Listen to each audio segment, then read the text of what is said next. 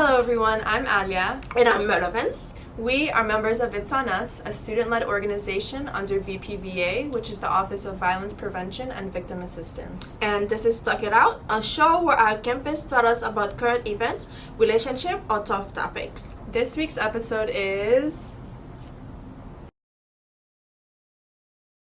You can follow us on our Instagram, It's On Us Run. And _VPVA.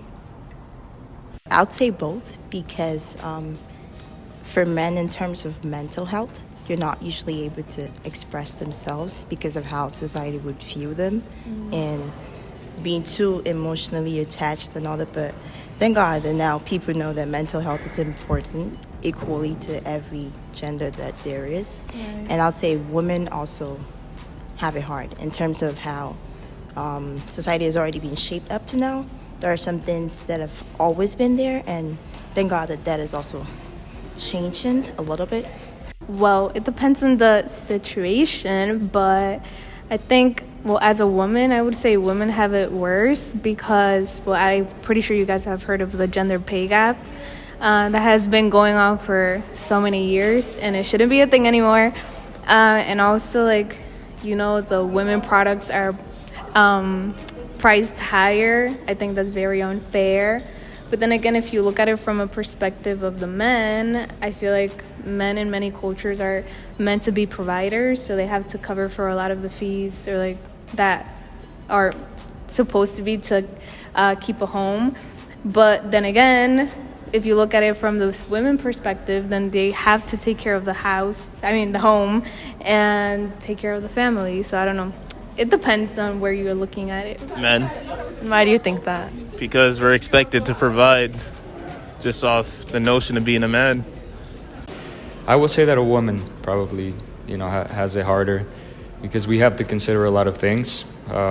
We have to consider things like pregnancy, things like safety, right? A woman is much more likely to be in danger, for example, when traveling solo to another country than a man. Would I say it's a lot harder, though, than a man? No.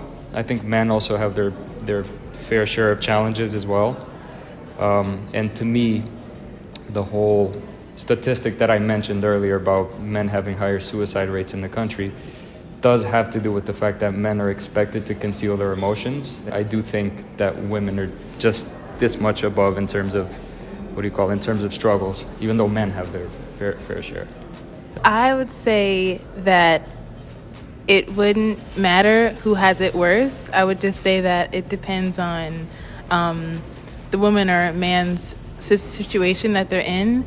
So I think even for women, I'm getting the example of how some women are actually in jail because they had used self-defense as a way of getting away from violence. Even considering women, how the Roe versus Wade situation, how the government is taking control of women's bodies. And I think with men, this is where it gets a little tricky, but I think even in society, we can hear how it's shamed upon for men to show emotion or to express any way of feeling. So it really depends on how you were raised and also depends on your parents because you're born looking like your parents, but you die looking like your decisions.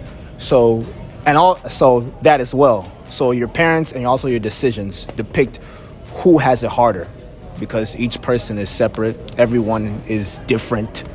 The way everyone functions is different. So being men and women, it all depends on one, your parents, and also two, your decisions.